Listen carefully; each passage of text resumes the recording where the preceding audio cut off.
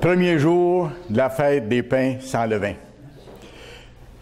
Nous sommes entrés dans le début de ce cycle annuel des formidables fêtes de Dieu qui nous aident à comprendre son plan de salut pour toute l'humanité. Et c'est tellement encourageant. Et d'une année à l'autre, on dirait que ça devient plus intense et Dieu nous donne, bien sûr, de comprendre davantage si on a à cœur de lui obéir puis d'avancer. Dieu est avec nous davantage puis il se manifeste davantage aussi. Le titre de mon message aujourd'hui, très simple, 3 mots, mais c'est soudé ensemble. Confiance et obéissance. Confiance et obéissance. Il s'agit là de 2 qualités, ou si vous voulez, de 2 caractéristiques qui vont ensemble, en fait, qui sont indissociables. Et comme on va le voir, ça identifie clairement qui sont les enfants de Dieu. Et Dieu veut que nous développions régulièrement ces 2 traits de caractère, tout au long de notre cheminement chrétien.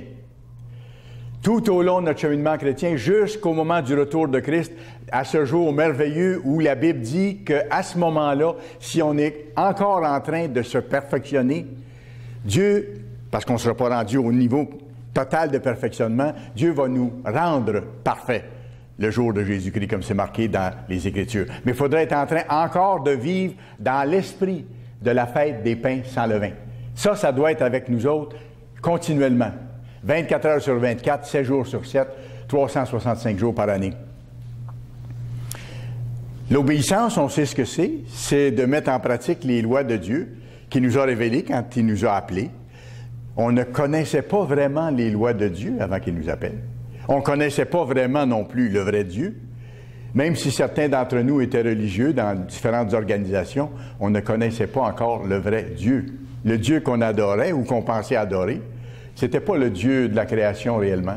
C'était pas le Dieu du sabbat. Ce n'était pas le Dieu de la Pâque. Ce n'était pas le Dieu de la fête des pains sans levain, ni de la fête des tabernacles. Dieu nous a tout donné ça. Il nous a tout montré ces choses-là, révélé ces choses-là. Pas parce qu'on était plus sages.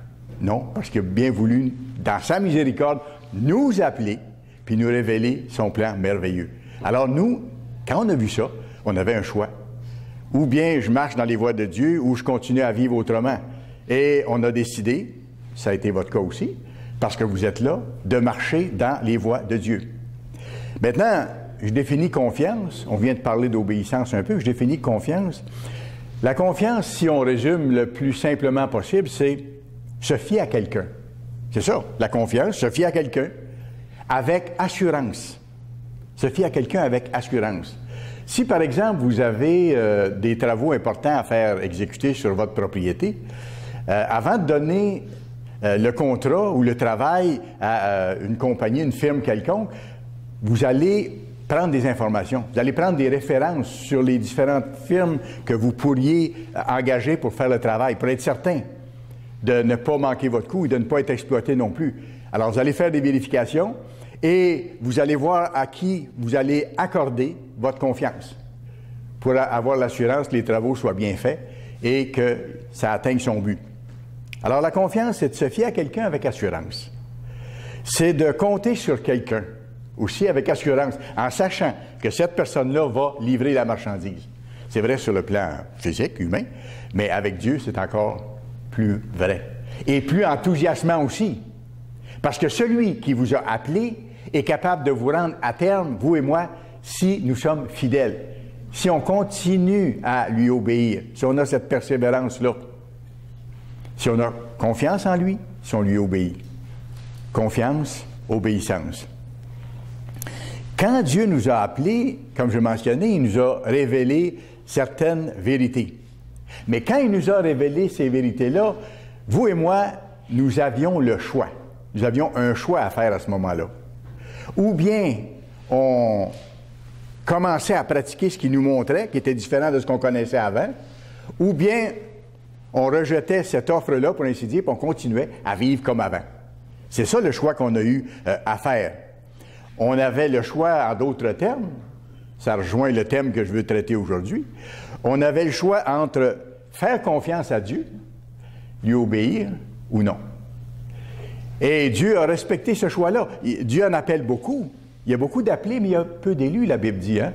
Dieu appelle un bon nombre de personnes, mais ce n'est pas tous qui décident de faire le pas, de lui faire entièrement confiance, au point de dire, moi, je change ma vie pour plaire à ce grand Dieu qui est en train de se révéler à moi.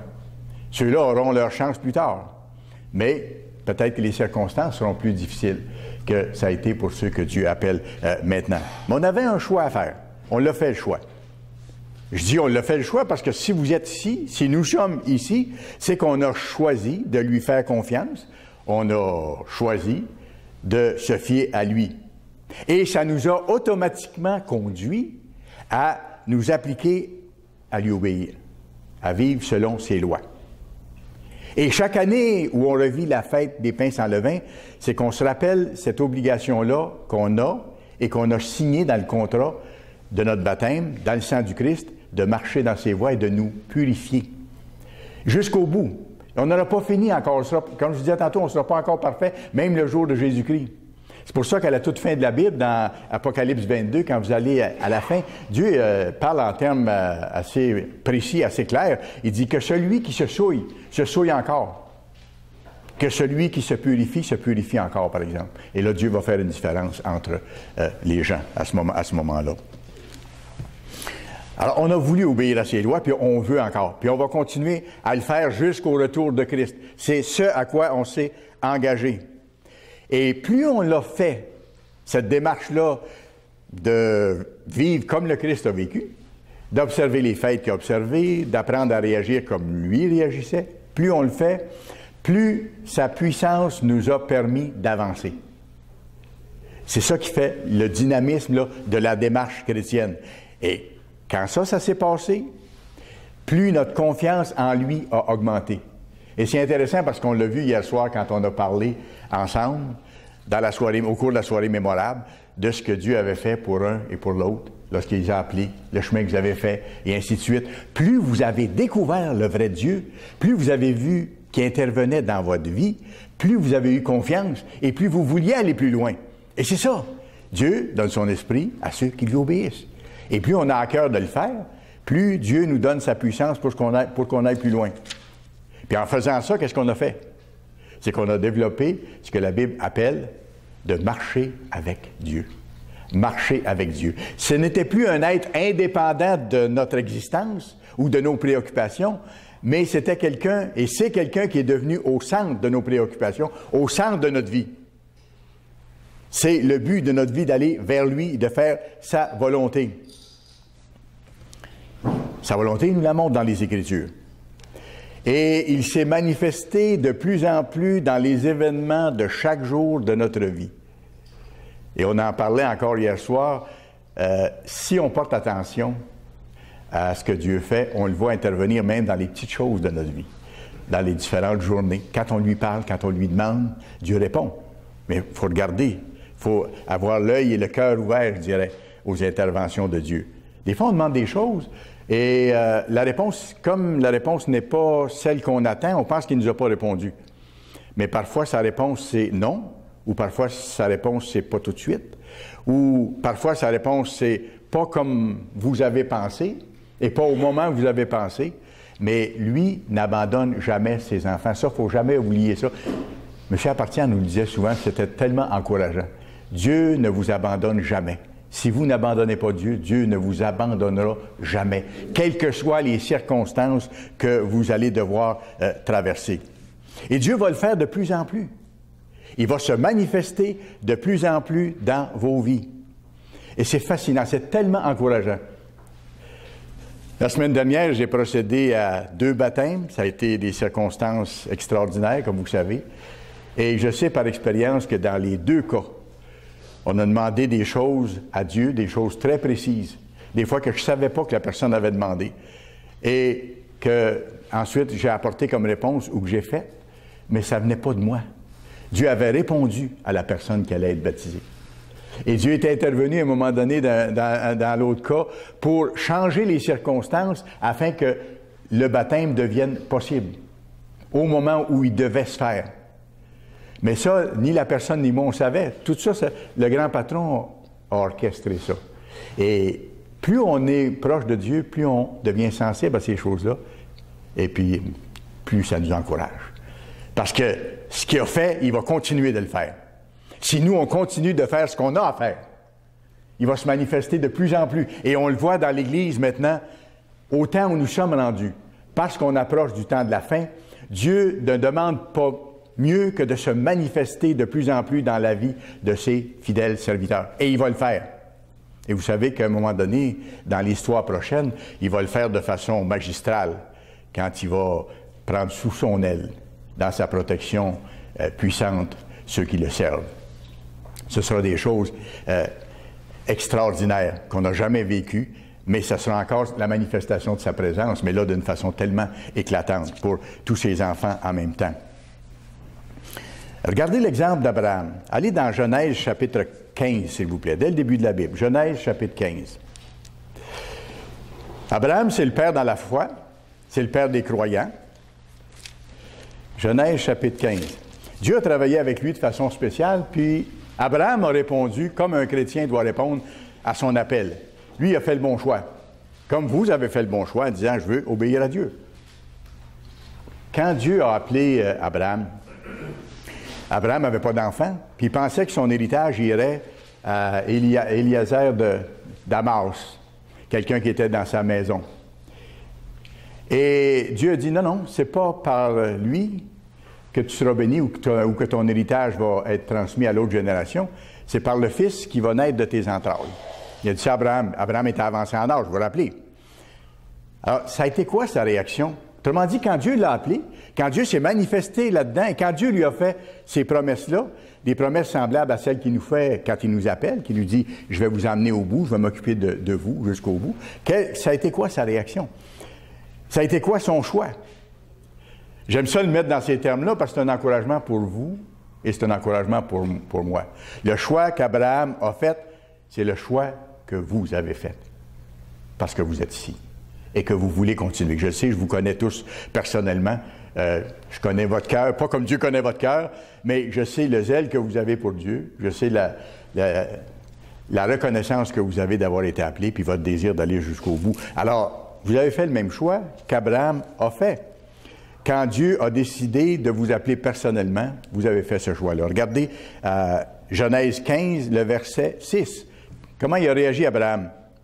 Abraham eut confiance. Oui, le terme est là, dès le début. Mon sermon, c'est confiance et obéissance. Abraham avait le choix. Est-ce que je vais croire ce que cet être-là me dit ou si je continue ma vie comme avant? Abraham a eu confiance en l'Éternel qui le lui imputa à justice. Et regardez, juste avant, c'est fascinant comment Dieu travaille avec nous autres. Il nous fait voir sa majesté ou il nous fait voir la grandeur de la création pour qu'on réalise que nous, là, on est à un autre niveau de compréhension, que Dieu est tellement plus grand que ça, qu'il dépasse toute chose, qu'on ne pourra jamais le saisir dans sa totalité ou dans son entièreté. On n'aura pas assez de l'éternité pour le découvrir, pour apprendre à le connaître. Mais pour nous encourager, des fois, il dit, regarde la création.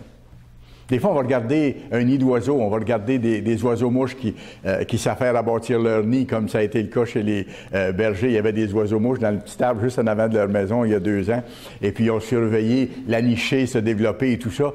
C'est des merveilles de la création. C'est des choses que les êtres humains ne peuvent pas faire, sinon les admirer, puis dire, il y a quelqu'un derrière ça qui a fait ce plan aussi merveilleux. Regardez ce que Dieu a fait avec Abraham. Ici, on peut voir au verset 4, « Alors la parole de l'Éternel fut adressée ainsi.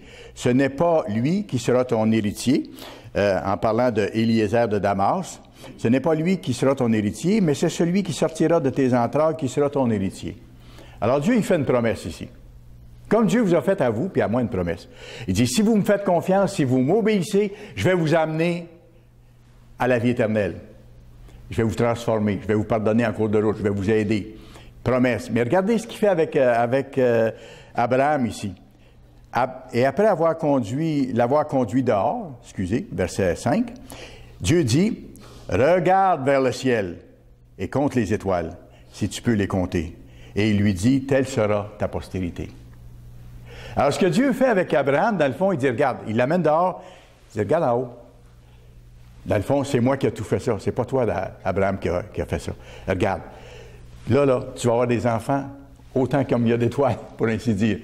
Et ça montrait la majesté de Dieu. Ça sous-entendait que Dieu avait la puissance d'accomplir ce qu'il lui promettait. Et il l'a vu par la suite. Abraham l'a vu par la suite. Pourquoi? Parce qu'Abraham a eu confiance, comme on voit ici, et Abraham s'est appliqué à lui obéir, même si Abraham n'était pas parfait. Un autre exemple, allez dans 2 Rois. Le 2e livre des Rois, au chapitre 18. 2e livre des Rois, chapitre 18. Un autre exemple de quelqu'un qui a choisi, comme vous, de mettre sa confiance en Dieu et qui s'est appliqué à lui obéir. C'est un des rois de Juda, Ézéchias. Résultat, wow, formidable. Dieu l'a béni et Dieu a été avec lui. On peut le mettre dans d'autres termes. Comme Ézéchias a marché avec Dieu, bien Dieu a marché avec lui. Il était dans ce qu'il faisait. 2 Rois, chapitre 18, et le verset, on va commencer au verset 1, de 1 à 3. La 3e année d'Osée, fils d'Éla, roi d'Israël, Ézéchias, fils d'Achaz, roi de Juda, régna. Il avait 25 ans lorsqu'il devint roi. Et il régna 29 ans à Jérusalem. Sa mère s'appelait Abi, fille de Zacharie. Et il fit ce qui est droit aux yeux de l'Éternel. Pourquoi il a fait ce qui était droit? Parce qu'il avait confiance à l'Éternel. Il a mis sa confiance en lui. D'accord? Même chose. Il fit ce qui est droit aux yeux de l'Éternel. Entièrement, comme avait fait David, son père. En fait, David, c'était pas son père immédiat, mais son ancêtre, si vous voulez. Regardez le verset 5 maintenant. On va se rendre au verset 5. Ce roi-là mit sa confiance en l'Éternel. Voilà la confiance que je vous parle. Le Dieu d'Israël. Et parmi tous les rois de Juda qui vinrent après lui, ou qui le précédèrent, il n'y en eut point de semblable à lui. Non seulement il a mis sa confiance, mais sa confiance-là s'est développée au point qu'il s'est attaché. Regardez ce qu'il dit après au verset 6. Il fut attaché à l'Éternel. Quand on s'attache à quelqu'un, c'est parce qu'on l'aime, on tient à cette personne-là, on ne veut plus s'en éloigner. Il s'est attaché à l'Éternel. Il ne se détourna point de lui et il observa les commandements que l'Éternel avait prescrits à Moïse. Et l'Éternel fut avec Ézéchias qui réussit dans toutes ses entreprises. Alors, ce même Dieu fantastique-là agit aujourd'hui de la même façon avec ceux qui lui font confiance, malgré les circonstances, malgré les difficultés. Ceux qui se tournent vers lui pour demander son aide dans toutes les circonstances et demander sa miséricorde lorsqu'on se trompe ou qu'on manque notre coup. Confiance et obéissance. 2 caractéristiques indissociables. Vous savez, le Dieu qu'on sert, c'est le personnage le plus fidèle qui peut exister, le plus digne de confiance qui peut exister. Il n'y en a pas d'autre qui est plus digne de confiance que lui. Alors, c'est à lui qu'on se confie. C'est ce qu'Ézéchias a fait. Allez à Jérémie, chapitre 17. Jérémie, chapitre 17.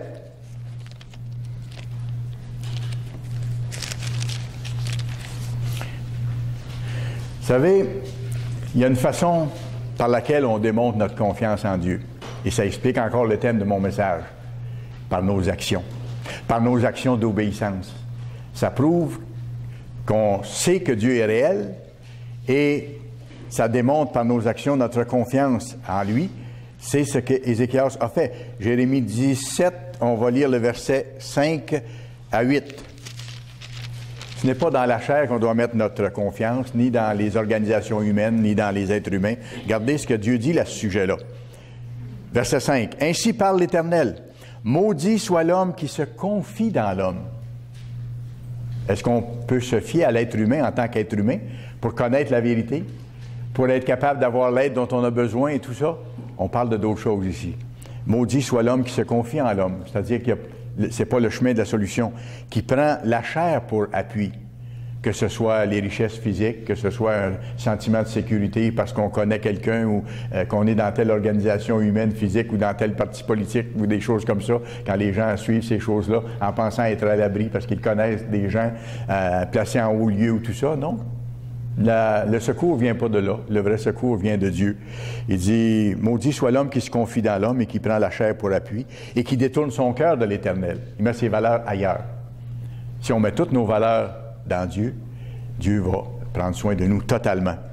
Il est comme un misérable dans le désert. Il ne voit point arriver le bonheur.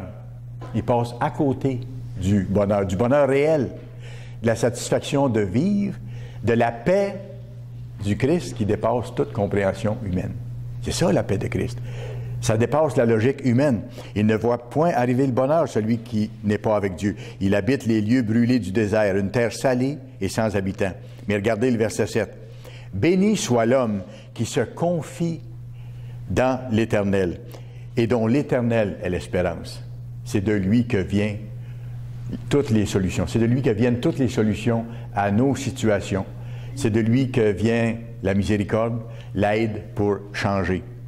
C'est de lui que vient la réussite pour nous dans nos vies de la réalisation de la fête des pains sans levain, c'est-à-dire la purification.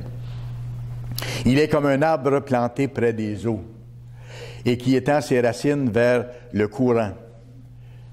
Il est, il est fixé directement sur le sceptre. On a lu ça à la Pâque.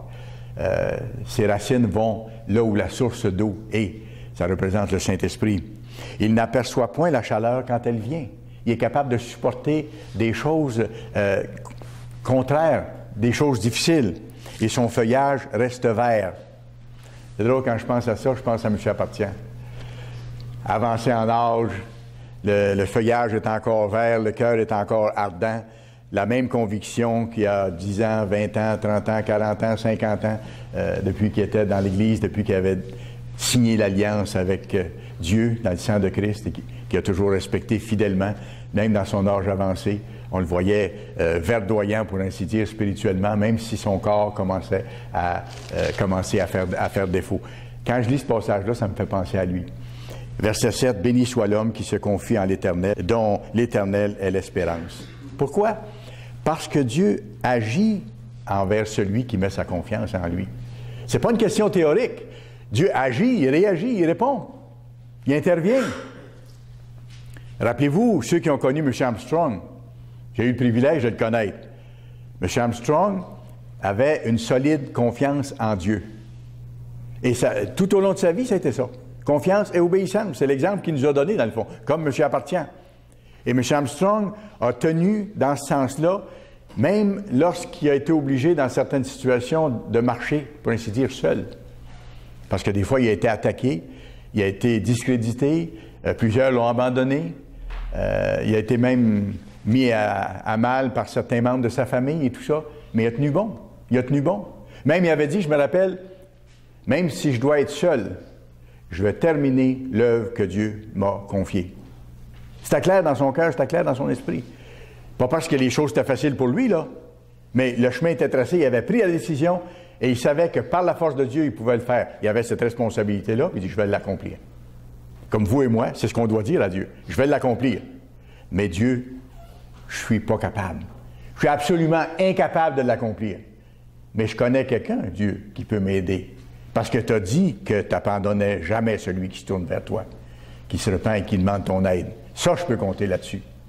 Et ça, je sais que Dieu entend ce genre de prière-là et aime ce genre de prière-là aussi. Alors, M. Armstrong avait cette confiance-là et cette obéissance-là, ces deux caractéristiques. Vous avez la même chose dans le cas du roi David. Écoutez, le roi David a vécu des circonstances plus que pénibles, là. Quand le roi David a été oint roi sur Israël, il n'a pas pris le poste tout de suite. Vous connaissez l'histoire de la Bible, il n'a pas pris le poste tout de suite. Saül était encore roi sur Israël à ce moment-là. Non seulement ça, mais Saül a voulu le tuer. David a été en fuite pendant, je pense, une dizaine d'années. Et il était menacé de mort régulièrement. David aurait pu dire, ça se peut pas.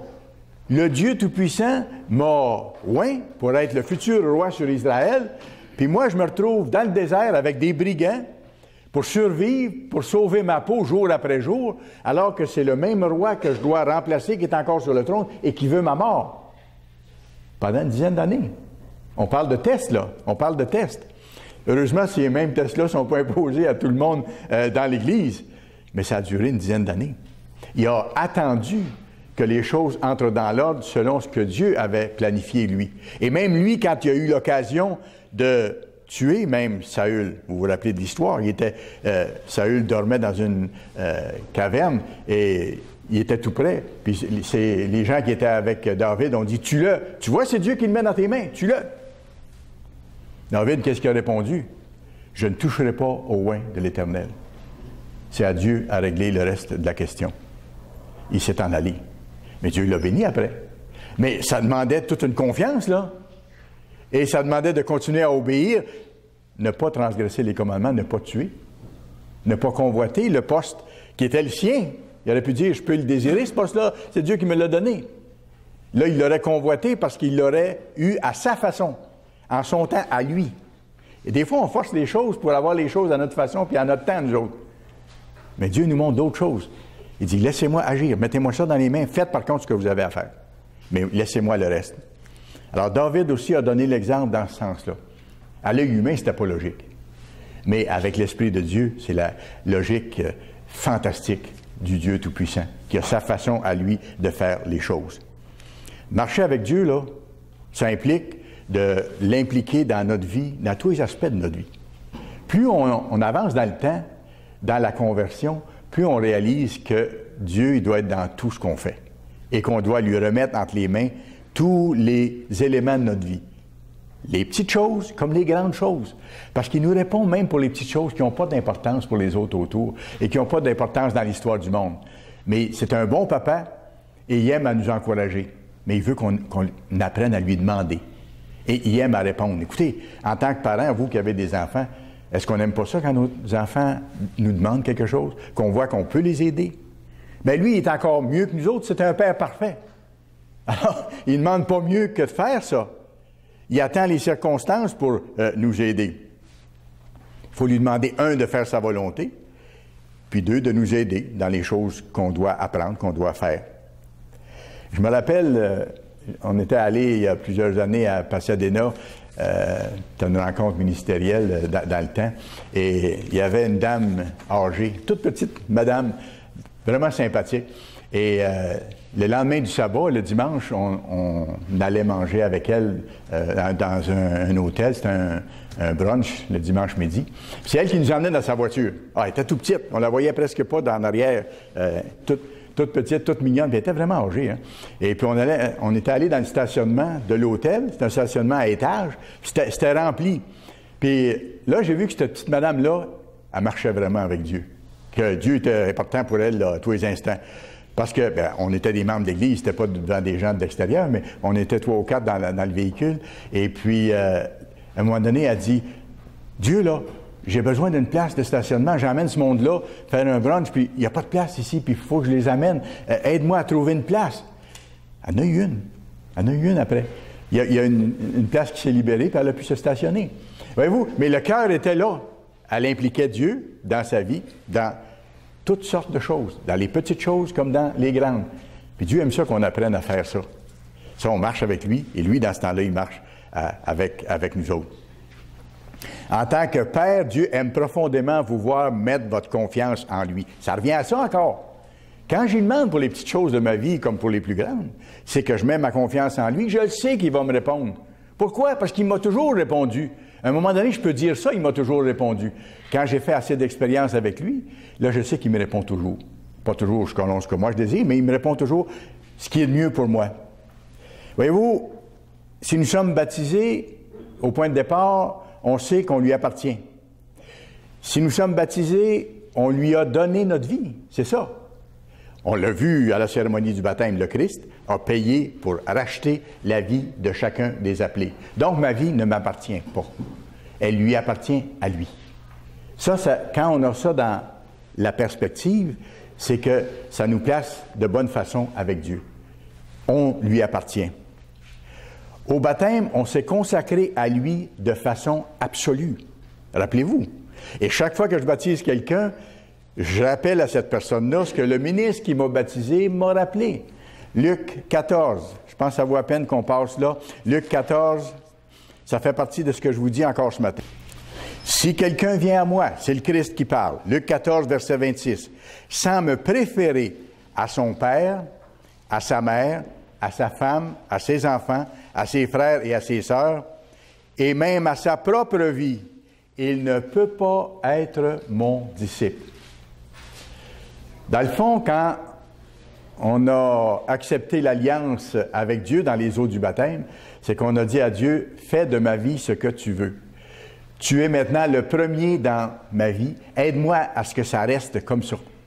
À ce qu'il n'y ait rien d'autre qui vienne interférer entre moi et toi. Et ce que tu vas me montrer de faire, je vais le faire, mais avec ton aide. » Et après ça, avec son aide, on a persévéré dans la confiance et dans l'obéissance. Hébreux, chapitre 10. Hébreux, chapitre 10.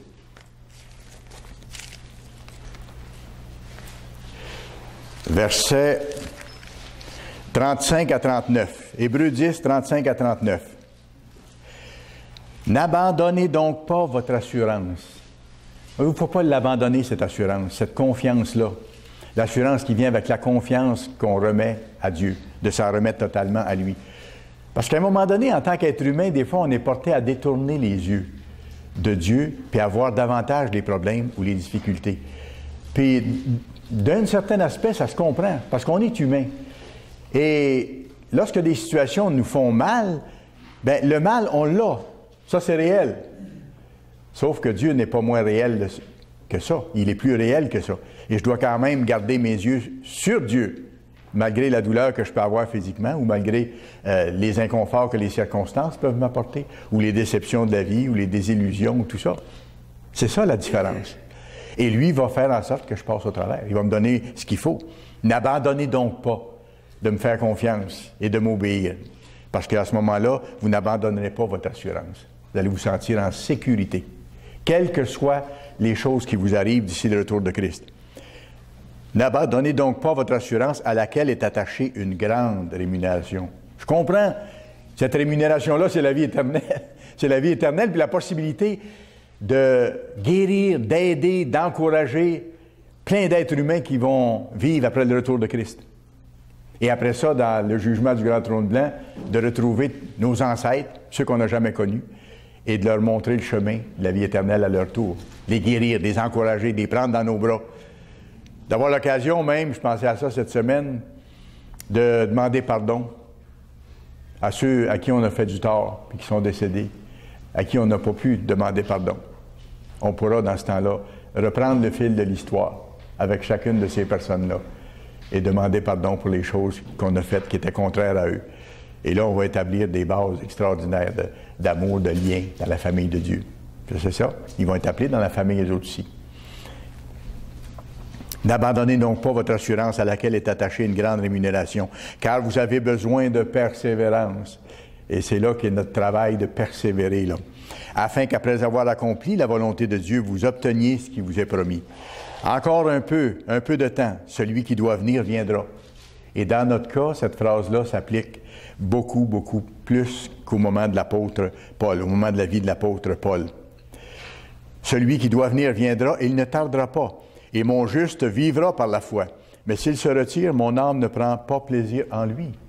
Voyez-vous, le seul qui peut nous séparer de Dieu, ou nous éloigner de Dieu, c'est nous-mêmes. Si on ne continue pas de lui faire confiance, puis de travailler à lui obéir avec sa force, à vivre selon l'esprit de la fête des pains sans levain. On est la seule personne qui peut nous détacher de Dieu, nous éloigner de lui. Si on crie à lui, quelles que soient les circonstances, Dieu va prendre soin. Nous ne sommes pas de ceux qui se retirent pour se perdre, mais de ceux qui ont la foi pour sauver leur âme. C'est ça, la confiance en Dieu, puis continuer d'obéir. Vivre selon la fête des pains sans levain, tout au long de notre vie. Quelles que soient les circonstances. Faire confiance à Dieu, je reviens là-dessus, continuer à nous purifier. Vous irez voir dans Apocalypse 22, à la fin de l'histoire, Dieu dit que ceux qui se purifient continuent à se purifier jusqu'au retour de Christ. Vivent dans l'esprit de la fête des pains sans levain. Et poursuivre, quelles que soient les circonstances, en ayant les yeux sur le Christ jusqu'à son retour. Vous savez, dernièrement, il y a eu une tragédie dans l'Église. C'est vraiment sérieux, c'est grave ce qui est arrivé. C'est un jeune homme baptisé dans l'Église en Ontario Je vous ai fait l'annonce dernièrement ici, Travis Goddard, 23 ans, un terrible accident de la circulation, il est décédé. Un membre baptisé d'Église, un jeune homme qui était un exemple dans l'Église, qui avait une façon de faire qui était vraiment remarquable, il y avait des liens, il servait dans l'Église, c'était super. Pourquoi est-ce que Travis Goddard est décédé? Je pense que vous ne pouvez pas répondre à la question, moi non plus. Je ne peux pas dire. Je peux pas dire. Est-ce que Dieu a été surpris parce qu'il s'est arrivé ces circonstances-là extrêmes, disons? Absolument pas. Dieu est sur son trône. Des fois, je me rappelle, M. Appartient disait, parfois les gens, devant des circonstances difficiles, demandent où était Dieu quand telle chose est arrivée. M. Appartient disait, n'oubliez pas, Dieu est sur son trône. Et il est toujours en charge. Et si Dieu a permis que ça arrive, Dieu a ses raisons. On connaîtra un jour. Moi, ce qui m'est passé par l'esprit par rapport à ce jeune homme-là, baptisé, converti, un bel exemple dans l'Église, peut-être que son cheminement spirituel était complet. Vous savez, c'est juste Dieu qui peut voir au cœur. Et ça ne va pas avec la question d'âge ni de nombre d'années dans l'Église. On a tous un chemin à faire et à des vitesses différentes. Et peut-être que ce jeune homme-là avait fait le chemin nécessaire pour se qualifier. Et que Dieu a dit, bon, je vais lui permettre de s'endormir et il sera debout à la résurrection pour occuper le poste qu'il va occuper sous le Christ. Possiblement.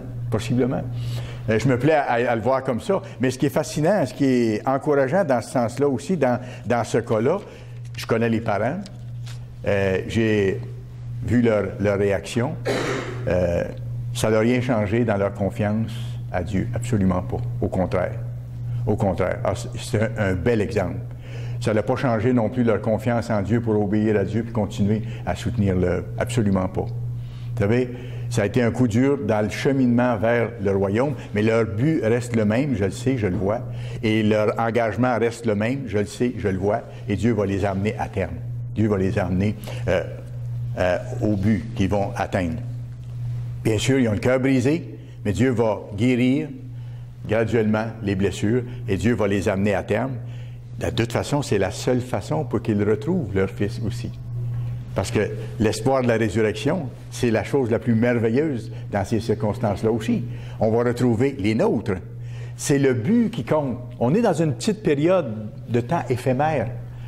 Ça fait mal à certains moments donnés, c'est difficile, oui, mais il faut tenir. Tenez bon. Celui qui va persévérer jusqu'à la fin aura la vie éternelle. C'est ça. C'est ça. Et c'est pour ça que Dieu permet qu'on soit une famille, qu'on s'encourage les uns les autres, comme on fait aussi. Et on a besoin de le faire, puis on aura besoin de le faire encore plus à mesure que les circonstances pourront devenir plus difficiles. C'est pour ça que Dieu a fait qu'on est une famille maintenant.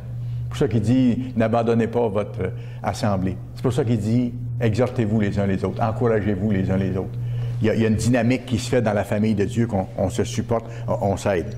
Dieu est juste, Dieu est tout-puissant, Dieu est en parfait contrôle, Dieu accomplit son plan tel que prévu et Dieu s'occupe personnellement de chacun et de chacune de ceux et celles qu'il a appelés et avec qui il a signé l'engagement du baptême pour l'emmener à terme. Rappelez-vous Job. C'est un cas extrême aussi, le cas de Job. On ne s'y reportera pas, mais vous avez déjà lu plusieurs fois son histoire. Job a perdu tous ses enfants. Job a perdu tous ses enfants. Job avait une belle famille, Job était riche, Job était en santé, il avait la reconnaissance des autres, et ainsi de suite. Job perd tous ses enfants. Pourtant, la Bible dit, Job, c'était un homme juste selon Dieu, donc il pratiquait la justice de Dieu, il obéissait à Dieu, il avait confiance en Dieu. Mais lui non plus, il n'a pas perdu confiance en Dieu. Il n'a pas cessé de lui obéir non plus. Pourtant, ça a fait mal un bout de temps, puis ça a fait mal beaucoup à un moment donné. Il a perdu tous ses enfants, il ne comprenait pas pourquoi. Après ça, il a perdu tous ses avoirs. Après ça, comme si c'était pas assez, il a perdu sa santé.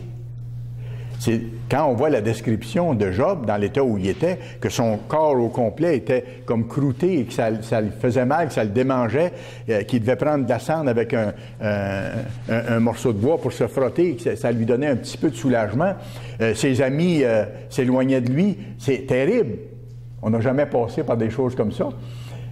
Job ne comprenait pas ce qui arrivait. Mais il n'a pas remis Dieu en question. Il ne comprenait pas. Il a demandé pourquoi. C'est normal.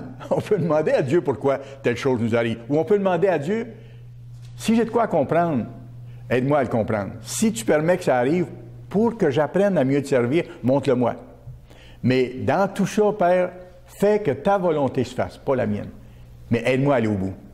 Et Dieu va vous répondre. Pourquoi je suis certain de ça? Parce que c'est marqué dans la Bible. Que Dieu ne se détourne pas de celui qui s'attache à lui, qui lui demande de faire sa volonté.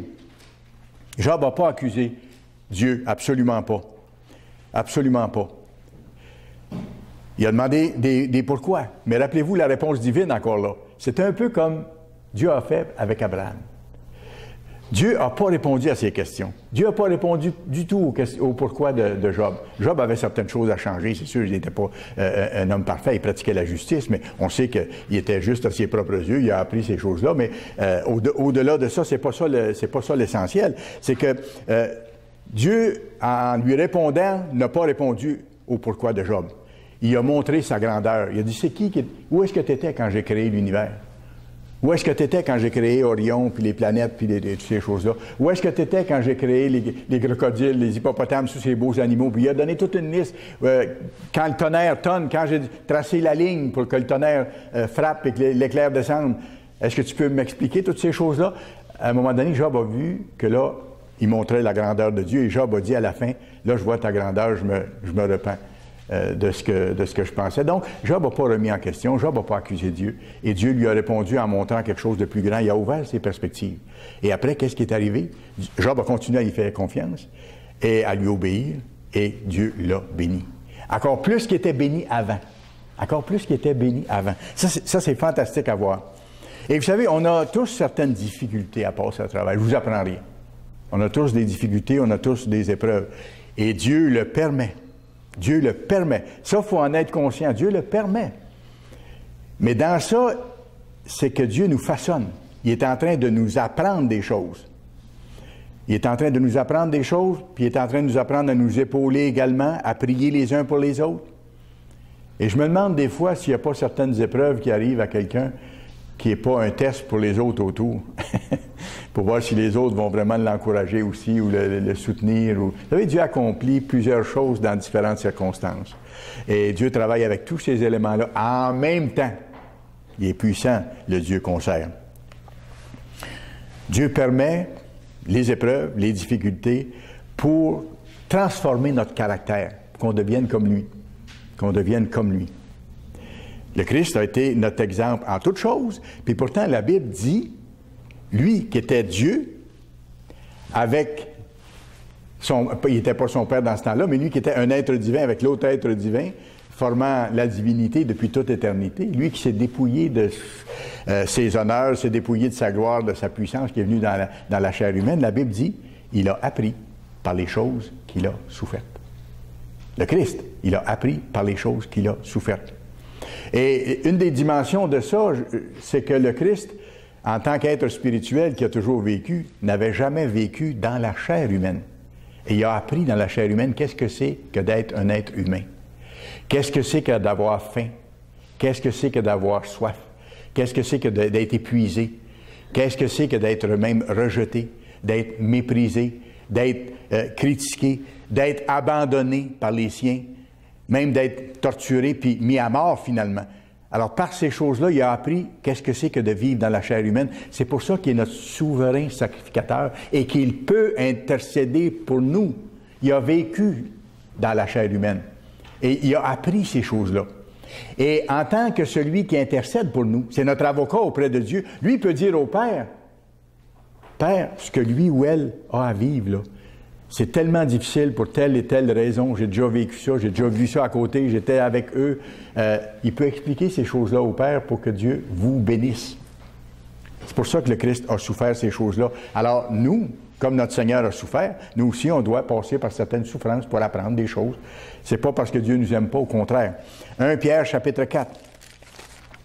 Parce qu'il est en train de préparer quelque chose de spécial avec nous. 1 Pierre, chapitre 4. « 1 Pierre, chapitre 4, versets 12 et 13. « Mes bien-aimés, ne trouvez pas étrange d'être dans la fournaise de l'épreuve, comme s'il vous arrivait quelque chose d'extraordinaire. Réjouissez-vous au contraire de la part que vous avez aux souffrances de Christ, C'est pas une question de masochiste ici, puis de dire « Ah, c'est merveilleux de souffrir ». Non, moi je ne veux pas souffrir, vous non plus. Sauf qu'on n'a pas le choix, c'est la condition humaine. Et il dit ici, considérez comme étant quelque chose qui peut vous aider d'avoir à passer par certaines souffrances. Vous pouvez compter sur l'aide de Dieu pour passer à travers. Réjouissez-vous au contraire de la part que vous avez aux souffrances de Christ, afin que vous soyez aussi dans la joie et dans l'allégresse lorsque sa gloire paraîtra. On sera prêt, on sera devenu comme lui, on aura considéré les autres, on aura respecté notre engagement, comme lui a respecté son engagement de venir mourir pour nous autres. N'oubliez pas ça, il avait pris un engagement par rapport à son Père. Il est venu ici, il l'a respecté jusqu'au bout, parfaitement. Nous autres, on a, dans son sang, signé l'engagement de marcher dans ses voies. On n'est pas capable, mais on demande son aide. Et il sait qu'on en a besoin. Et c'est seulement par lui, en nous, qu'on peut vaincre. Verset 19. Ainsi donc que ceux qui souffrent selon la volonté de Dieu remettent leur âme au fidèle Créateur en faisant ce qui est bien. Confiance et obéissance. Confiance et obéissance. On est actuellement dans le processus de transformation. Notre caractère est en train d'être transformé à travers les choses qu'on vit pour développer le solide caractère du Christ dans toutes les circonstances. Des fois, c'est des circonstances faciles, des fois, c'est des circonstances agréables. Et là aussi, il y a d'autres genres de tests dans les circonstances faciles aussi. Ou des fois, dans des circonstances plus adverses. En préparant le sermon, je me suis rappelé des souvenirs qui, moi, je trouvais touchants. Quand j'étais petit bonhomme dans la ville où j'ai grandi, c'est-à-dire on demeurait à la campagne, nous, mais il y avait encore un forgeron à l'époque, un maréchal Ferrand, parce qu'il y avait beaucoup de chevaux. Et je me rappelle quand on allait là pour faire ferrer les chevaux à cet endroit-là, il y avait des bruits spéciaux, il y avait des odeurs spéciales. Les chevaux arrivaient, il y avait le feu pour mettre le métal, il y avait le soufflet pour faire rougir le feu. C'était du charbon, si je me rappelle bien, qu'on mettait là-dessus. Et là, il y avait une espèce de pompe avec de l'air qui faisait... ça venait transparent, comme un rond de poêle aujourd'hui, si vous voulez, quand on le met au maximum, là. Ça venait comme ça. Et là, il mettait le métal dans le feu. Et après que le métal était rendu rouge, là, transparent, presque transparent, là, il le prenait, puis il le mettait sur l'enclume, puis il prenait un marteau. Et puis, oh monsieur, ça frappait. Ces hommes-là étaient solides. Des fois, il y avait des hommes qui n'étaient pas gros, mais il y avait du bras.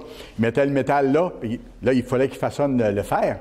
Alors, il frappait là-dessus, tant qu'il ne lui donnait pas la forme qu'il fallait pour installer le fer sur le sabot du cheval, selon la grosseur du sabot qu'il y avait là. Parce que les chevaux n'ont pas tous la même dimension de sabot. Alors, il fallait qu'il soit un artiste dans ce sens-là pour fabriquer son fer. Et ça sentait le métal brûlé en même temps aussi. Ça sentait les chevaux. Il y avait le bruit sur l'enclume. Et il frappait là-dessus, puis il donnait la forme tant que c'était pas la forme qu'il désirait. Mais là, c'était pas fini. Il y avait une autre épreuve pour le métal. C'est nous autres, le métal. C'est nous autres, le métal. On passe par les épreuves. La fournaise de l'épreuve que Dieu appelle. Là, il prenait le fer avec des pinces, et là, il plongeait dans l'eau glacée ou dans l'eau froide. Paf! Un contraste terrible. Et ça donnait au métal une résistance puis une durabilité. Puis là, ça figeait le métal dans sa forme qu'il devait garder pour tout le temps ensuite. Et là, il fixait le fer au pied du cheval. Fantastique. Alors, je me suis rappelé ces événements-là que j'ai vécus, que je trouvais savoureux. C'était unique, l'atmosphère qu'il y avait là aussi. Alors, on est ce métal-là, que Dieu travaille, parce qu'il est en train de nous donner une forme. Et il nous encourage de toutes sortes de façons, mais en même temps, il permet des épreuves parce qu'il doit nous façonner pour qu'on soit prêt pour les fonctions que lui a à nous donner. N'oubliez pas, là, il y a quelque chose au bout. C'est pas les épreuves pour les épreuves.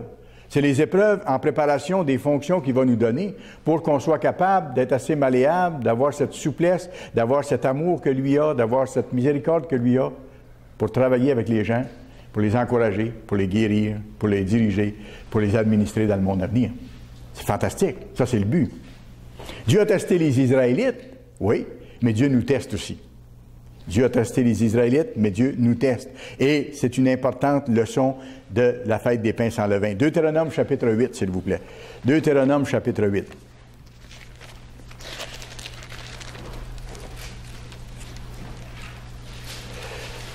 Deutéronome chapitre 8, verset 1. Regardez ce que Dieu a dit aux Israélites, puis ça s'applique à nous. Verset 1. vous observerez et vous mettrez en pratique tous les commandements que je vous prescris aujourd'hui. L'obéissance qui vient avec la confiance, afin que vous viviez, pas pour qu'ils soient malheureux, non, afin que vous viviez et que vous multipliez et que vous entriez en possession du pays que l'Éternel a juré de donner à vos pères. Et dans le texte original, c'est de mettre en pratique soigneusement. Il n'apparaît pas dans la Louis II, mais dans le texte original, c'est « vous mettrez en pratique soigneusement ». Ben oui, si ça devient important pour nous, c'est pas quelque chose de secondaire, c'est qu'on y fait bien attention. Et après ça, on voit au verset 2 la raison des épreuves. Ça, c'est encourageant aussi, c'est dans le même sens que je vous explique. Verset 2. « Souviens-toi de tout le chemin que l'Éternel, ton Dieu, t'a fait faire pendant ces 40 années dans le désert. » Là, il parlait aux Israélites, bien sûr. « Afin de t'humilier. » Pourquoi ces tests-là? « Afin de t'humilier. » Humilier, c'est pas juste c'est pas dans le sens de l'abaisser, mais afin de te faire réaliser que tout nous vient de Dieu. Qu'on se sente petit à côté du grand Dieu. D'être humble face à lui, de compter sur lui, de lui faire confiance et de lui obéir. Ça revient encore à ça. De t'humilier et de t'éprouver, voyez-vous. Pourquoi? Pour savoir quelles étaient les dispositions de ton cœur et si tu garderais ou non ses commandements. Et si vous gardez les commandements de Dieu dans des temps heureux comme dans des temps difficiles, le métal est en train de se former comme il doit être pour les fonctions que vous allez avoir.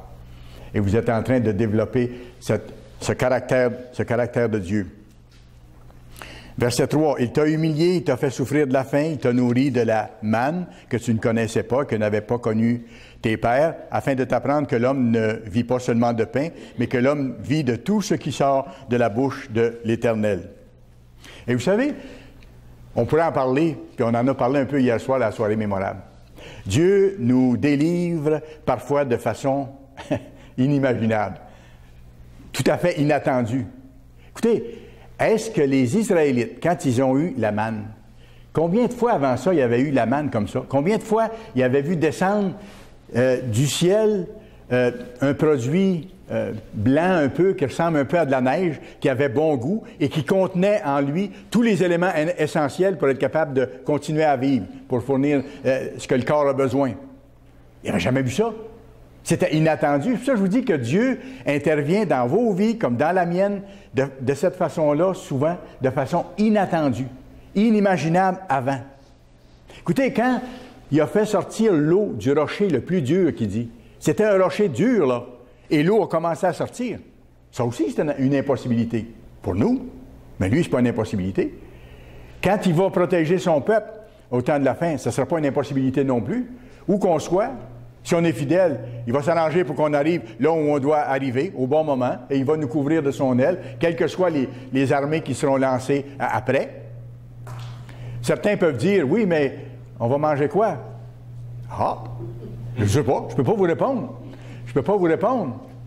Mais je sais qu'on va manger, parce que c'est marqué du pain et de l'eau leur seront donnés. C'est une expression générale pour dire que la nourriture sera donnée. Est-ce que ce sera encore la manne? Je ne peux pas vous dire. Peut-être, mais je ne peux pas vous dire. Ce sera peut-être encore de quoi complètement différent qu'on n'a même pas pu imaginer avant. C'est ça. Et Dieu travaille de cette façon-là. Écoutez, quand les 3 amis de Daniel ont été jetés dans la fournaise chauffée 7 fois, là, vous savez ce qui est arrivé? Ils ont été protégés divinement par Dieu. Ça non plus, c'était inédit. Et ils ont dit, nous, on a confiance en notre Dieu, puis on obéit notre Dieu, on n'observera pas, on n'adorera pas le faux Dieu que le roi veut nous faire adorer. S'il fallait payer de leur vie, le Christ dit tantôt, il ne faut pas que votre père, votre mère, vos enfants, rien, même votre vie, viennent entre vous et Dieu. Ils étaient prêts même à donner leur vie si Dieu permettait que ça soit ainsi. Et ils ont fait confiance, ils ont obéi, mais regardez ce que Dieu a fait. C'est la même chose que nous devons faire. Ils sont sortis de là. La Bible dit que leurs vêtements ne sentaient même pas le feu.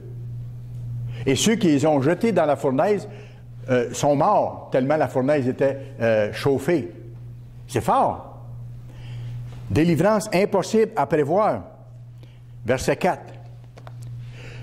Il parle aux anciens Israélites, il parle à nous ici. Ton vêtement ne s'est point usé sur toi, et ton pied ne s'est point enflé pendant ces 40 années. Comment est-ce qu'on sera vêtu lorsqu'on sera dans un lieu de sécurité? Comment est-ce qu'on sera nourri? Dieu va s'en occuper. Pendant 40 ans, les vêtements ne se sont pas usés. Les pieds n'ont pas enflé. Les chaussures ont été bonnes pour 40 ans. Ça, c'est des chaussures garanties, hein? Là, on parle d'une garantie réelle, là, qui dure. Alors, c'est fantastique, parce que ça non plus, il n'avait jamais vécu cette chose-là.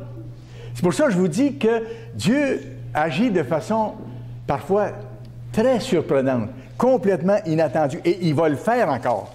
Il va le faire encore.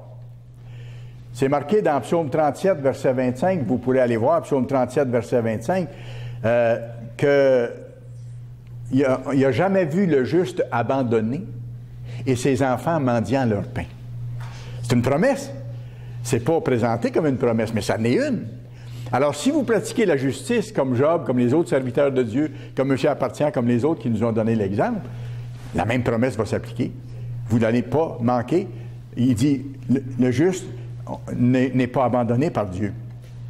Cherchez d'abord le royaume et la justice de Dieu. Si j'ai ça en priorité, Dieu va s'occuper du reste.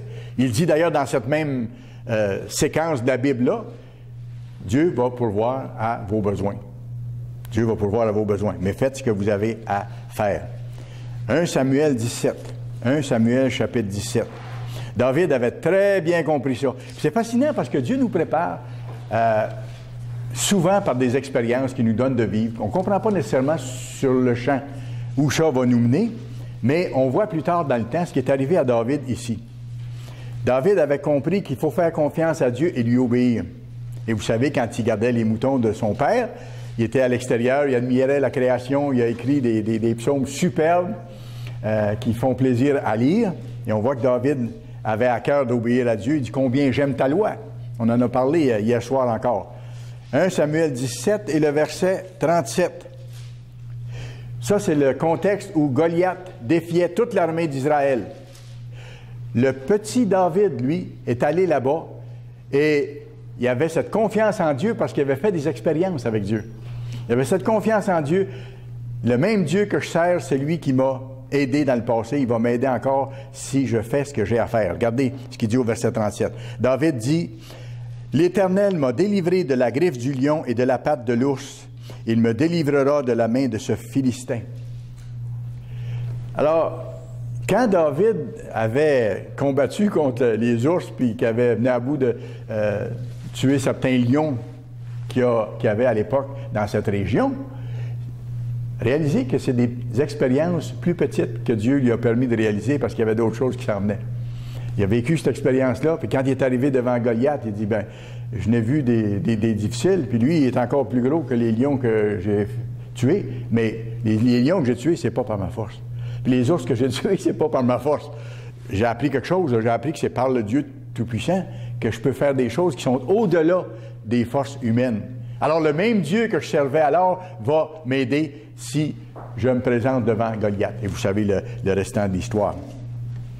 Il savait par expérience d'où lui venait sa force et d'où lui viendrait la délivrance. Les épreuves plus petites l'avaient préparé. Les solutions ou les réponses nous arrivent parfois de façon surprenante. Puis je ne sais pas si ça vous est arrivé, probablement, mais des fois, les réponses à des questions ou des solutions nous viennent quand on est après à prier. Puis des fois, ça nous arrive au moment où on est en train de parler à Dieu, mais pas de cette chose-là.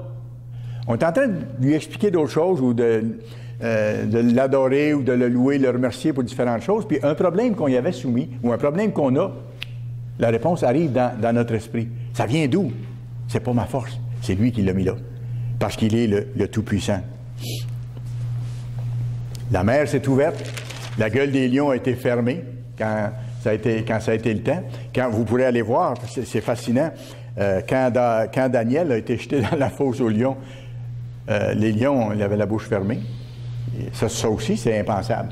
Puis quand vous regardez le même contexte, ceux qui l'avaient accusé, Dieu dit « à moi la vengeance », ceux qui l'avaient accusé ont été jetés dans la même fosse avec les mêmes lions qui avaient la bouche fermée.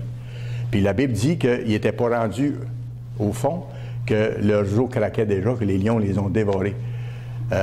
Les mêmes lions, là. Alors, on voit la puissance de Dieu qui fait des choses vraiment surprenantes. Dieu ne nous abandonne jamais si nous ne l'abandonnons pas.